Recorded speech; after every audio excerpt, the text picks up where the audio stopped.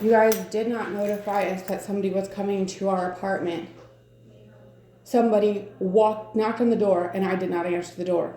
I did not answer the door. You guys gave him the keys. He walked into our apartment. I was not dressed. I was not expecting somebody to be there. I don't know who it was. He walked through our apartment. He didn't have a clipboard. He did not have tools. He had nothing to presume that he was a worker person whatsoever. He walks out of our apartment. I put pants on. I said, "Who are you?" And he goes, I'm going to fix your countertops. I said, "We weren't notified of countertops." The guy says, "Oh, that's what I'm here for." I walk down here to talk to you guys about it. The only people that are here is your maintenance crew, who tells me to my face, "Oh, well, they were going to fix your countertops." I said, "You didn't call and notify us?" And he goes, "Oh, we're sorry," with a big old smile on his face, and shuts. And I said, "Well, I'm calling the police then, because I don't know who that is." And he goes, "You go ahead and do that," and closes the door and locks me out. I then proceed to call the police, because seemed to be the second time I've been met with that threat. And then your maintenance man decides, in all of his infinite wisdom, that he is going to obstruct the officer to tell him his side of the story before the officer can even get to me. Do you know what maintenance man? Oh, your head of management. Chuck. Yes. So now I have people breaking into my apartment. This stuff only seems to happen when I'm home. Only and ever. You guys don't tell us anything, and you just have strangers in our house. I don't know who that guy is. I don't know what company he works for. I didn't know anything about the situation. And now I'm scared to death. I'm like freaking out. I can't breathe. My boyfriend's freaking out. He doesn't know if he should come home or not. I've got strangers walking through my apartment because of you. Well, I think there was a miscommunication. From what I'm aware, there was 2 dates originally that you chose. And what Chuck said to me the last time I spoke to him is, I quote, "We're going to see if they can be available, because I can't just tell them when they're coming." And nothing was said after that point. Well, I'm getting to that. So I was informed that there was one phone call made to your husband and a voicemail left. There was not a follow-up call, because we've been short-staffed, and that does fall on us, and that is our fault. But there was a voicemail left for the 31st. Okay, and he's saying he didn't get it. And I didn't get it. And you didn't email me, you didn't notify me, you didn't call me. And the lady that came before you used to actually call me in the morning and say, "Hey, we have maintenance people coming to your house." Not, "Here's the key to your apartment, let me go ahead and let you walk through it." Okay, well I'm just going to ask you to please try to stay a little calm, because this is the first I'm hearing of this. Okay, so Chuck and Ben didn't come and tell you this morning that the police were here? No, I'm not saying that. I'm saying with the countertops. So I didn't even know your countertops were being You were done. in here when we had that conversation. I showed you the pictures. Well, right, but I did not know that they were scheduled, is what I'm telling you, because you didn't want to work with me. You only wanted to work with Tanya. This is the exact reason why. What reason? Because I don't like you. What have I done to you? You just are, it's funny that the maintenance guy comes through smoking tons of cigarettes, and then he doesn't say not a word. The guy comes up to our apartment to tell me that I'm a liar, that those alarms are not going off, and then he apologizes to you guys.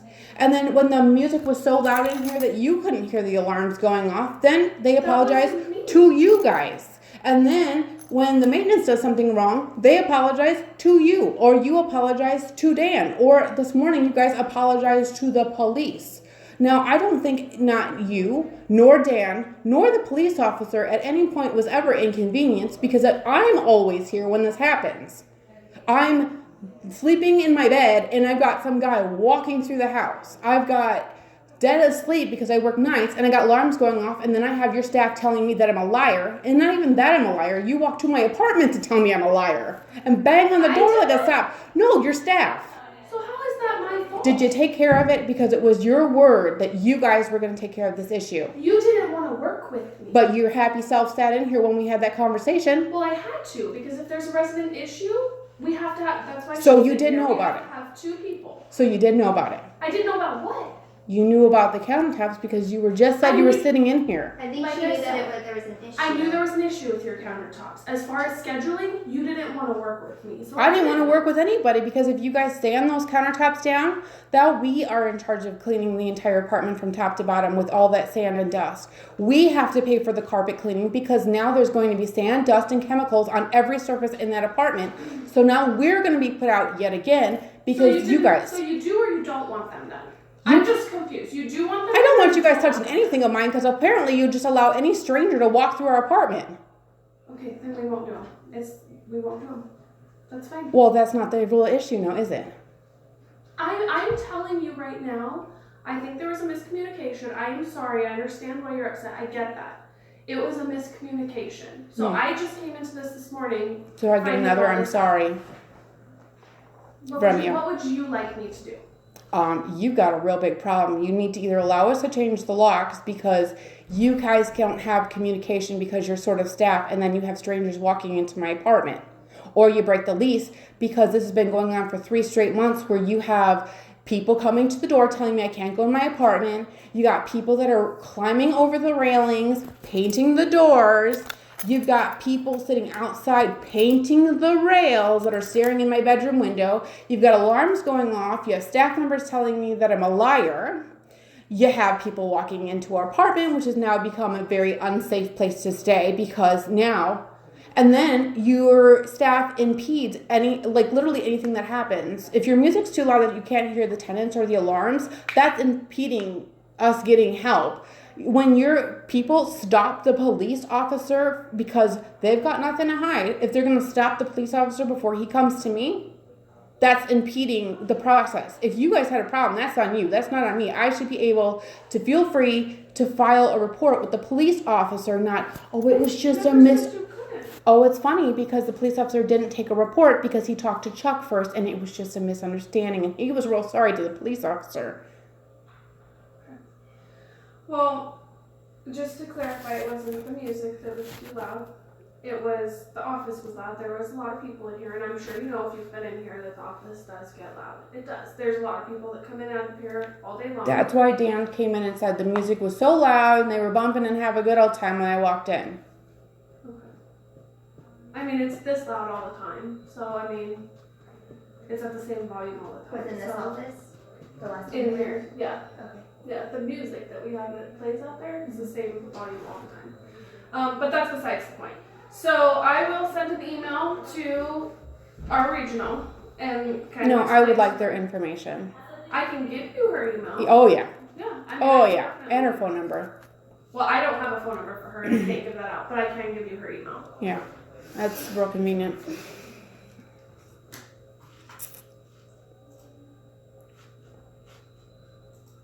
I can't believe that you think that I'm sorry is going to negate the fact that a strange man that wasn't even from the apartment complex is going to make that not just going to be okay and that I'm supposed to go back to my apartment and everything was just going to be fine. I never said that it was okay.